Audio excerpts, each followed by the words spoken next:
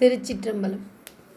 உதித்தான் முருகன் உம்பர்கோனாய் மலர்ந்தான் முருகன் ஆறு முகனாய் சேர்ந்தான் முருகன் சக்தியின் திருக்கரத்தால் வளர்ந்தான் முருகன் கார்த்திகை பெண்டிரால் பிளந்தான் முருகன் கிரௌஞ்ச மலையை வேல் எடுத்தான் கந்தன் வெற்றி வீரனாய் காத்தான் முருகன் கந்த வேளாய் காப்பான் முருகன் கந்த வேளாய் அருளினான் முருகன் ஆறு முகனாய் அருளுவான் முருகன் ஆறு முகனாய் உதித்தான் முருகன்